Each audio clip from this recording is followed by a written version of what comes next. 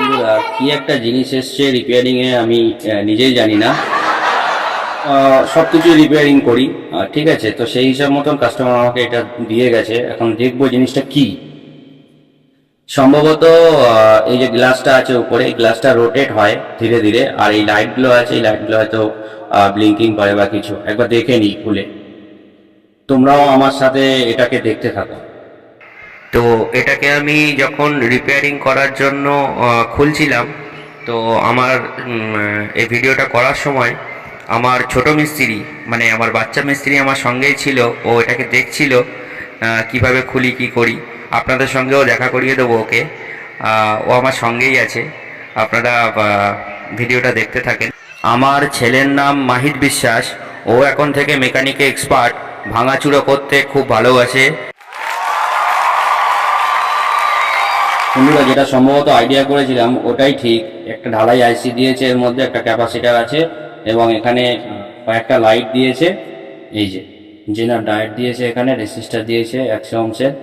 মানে বিষয়টা ওইটাই, যে ওই গ্লাসটা আস্তে আস্তে ঘুরবে আর হচ্ছে লাইটটা ব্লিঙ্কিং করবে।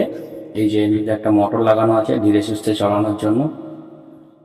এটা যেহেতু 3 ব্যাটারিতে চলে, 3 ব্যাটারি মানে হচ্ছে এই যে এখানে 3 ব্যাটারিতে চলে, তো 4.5 ভোল্টে। 4.5 ভোল্টে চলা মানে এই এলইডি গুলো 4 ভোল্ট 3.5 ভোল্ট দিলে অন হয়ে যাবে। একবার ব্যাটারিটা মেরে দেখে নিই এলইডি গুলো কাজ করছে নাকি। বন্ধুরা, দেখছো এই যে লাইট গুলো আছে, লাইট গুলো ব্লিঙ্কিং হচ্ছে ওই এই এই এই আইসিটার মাধ্যমে, এই ঢালাই আইসিটার মাধ্যমে রেজিস্টার দিয়ে এখানে কানেকশন করা আছে। তারপরে দেখবো যে মোটরটা ঠিক আছে নাকি। যদি মোটর ঠিক থাকে তাহলে ঠিক, না ঠিক থাকলে এটা ঠিক হবে না। বন্ধুরা, যেটা আইডিয়া করেছিলাম সেটাই ঠিক। এই এলইডি প্যানেলটা ঠিক আছে, বাট মোটরটা খারাপ হয়ে গেছে, আর এই মোটরটা পাওয়া সম্ভব নয়। হয়তো ঠিক করে দিলে ব্যাটারি লাগালে লাইটগুলো জ্বলবে, আর এই মোটরটা আর কাজ করবে না। মোটরটা খারাপ হয়ে গেছে, অতএব এটা না সারানোই ভালো হবে, কারণ খরচা হিসাবে আর এটা না রিপেয়ারিং করাই ভালো। এই সুইচটা খারাপ হয়ে গেছে। হুম। তো বাস, ভিডিওটা এই পর্যন্তই। Thank you so much.